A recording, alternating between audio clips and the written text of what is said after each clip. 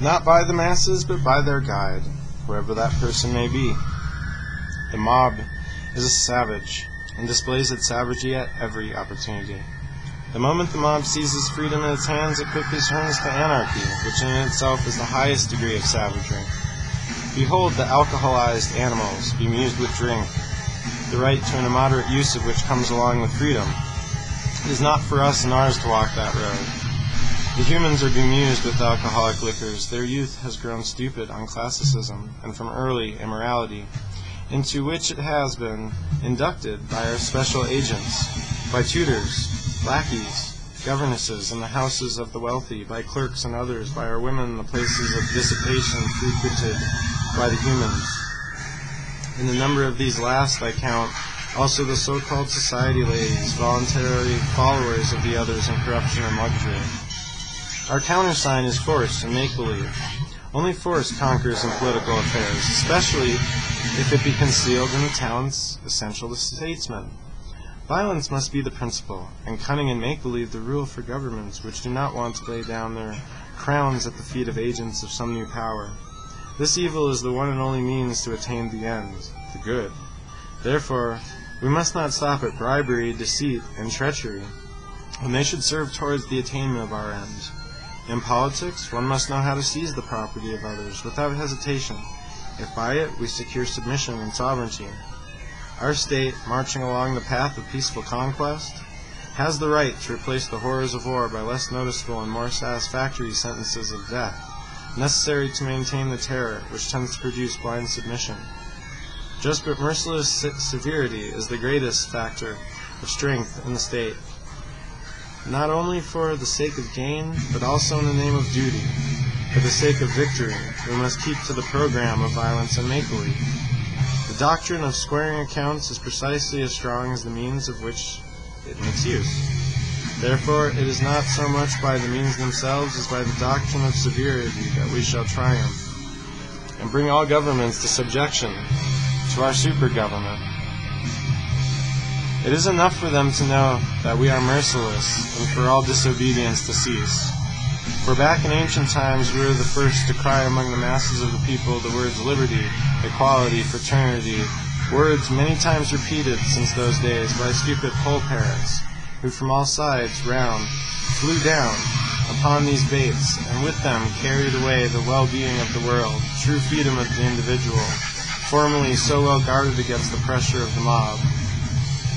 The would-be wise men of the humans, the intellectuals, could not make anything out of the uttered words in their abstractness, did not note the contradiction of their meaning and interrelation, did not see that in nature there is no equality, cannot be freedom, that nature herself has established inequality of minds, of characters, of capacities, just as immutable as she has established subordination to her laws. Never stop to think that the mob is a blind thing, that upstarts elected from among it to bear rule are, in regard to the political, the same blind men as the mob follows itself, that the adept, though he be a fool, can yet rule, whereas the non-adept, even if he were a genius, understands nothing in the political. So all these things the humans have paid no regard, yet all the time it was based upon these things that the dynastic rule rested. The father passed on to the son a knowledge of the course of political affairs in such wise that none should know it but members of the dynasty, and none could betray it to the governed. As time went on, the meaning of the dynastic transference of the true position of affairs in the political was lost, and this aided the success of the cause. In all corners of the earth the words liberty, equality, fraternity brought to our ranks, thanks to our blind agents, whose legions who bore our banners and enthusiasm. And all the time these words were cankerworms at work, boring into the well-being of the humans, putting an end everywhere to peace, quiet, solidarity, and destroying all the foundations of the Goya states. As you will see later, this helped us to our triumph. It gave us the possibility, among other things, of getting into our hands the MasterCard, the destruction of the privileges, or in other words, of the very existences of the aristocracy of the humans, that class which has the only defense peoples and countries has against us. On the ruins of the national, we have set up the aristocracy of our educated class, headed by the aristocracy of money. The qualifications for this aristocracy we have established in wealth, which is dependent upon us, and in knowledge, for which our learned elders provide the motive force.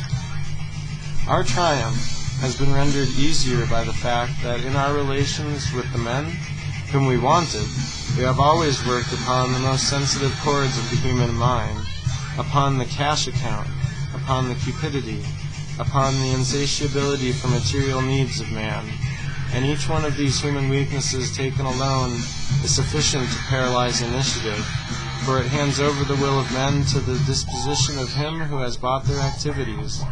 The abstraction of freedom has enabled us to persuade the mob in all countries that their government is nothing but the steward of the people, who are the owners of the country, and that the steward may be replaced like a worn-out glove. It is this possibility of replacing the representatives of the people which has placed them at our disposal, and, as it were, given us the power of appointment. It is indispensable for our purpose that wars, so far as possible, should not result in territorial gains. War will thus be brought on to the economic realm, where the nations will not fail to perceive in the assistance we give the strength of our predominance, and this state of things will put both sides at the mercy of our international agentur, which possesses millions of eyes, ever on the watch and unhampered by any limitations whatsoever. Our international rights will then wipe out national rights.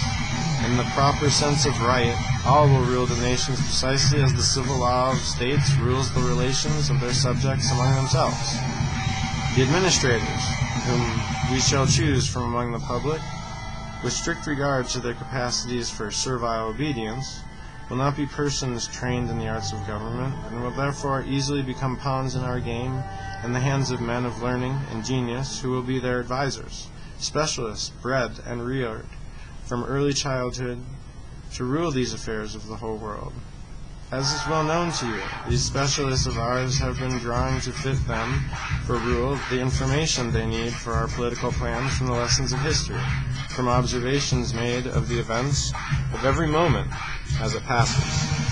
The humans are not guided by practical use of unprejudiced historical observation, but by a theoretical routine without any critical regard for consequent results. We need not, therefore, take any account of them, let them amuse themselves until the hour strikes, or live on hopes of new forms of enterprising pastime, or on the memories of all they have enjoyed. For them, let that play the principal part which we have persuaded them to accept as the dictates of science and theory. It is with this object in view that we are constantly, by means of our press, arousing a blind confidence in these theories. The human intellectuals will puff themselves up with their knowledge, and without any logical verification of them, will put into effect all the information available from science, which our agentur specialists have cunningly pieced together, for the purpose of educating their minds in the direction we want. Do not suppose for a moment that these statements are empty words. It is indispensable for us to take account of the thoughts, characters, tendencies of the nations in order to avoid making slips in the political and in directions of administrative affairs.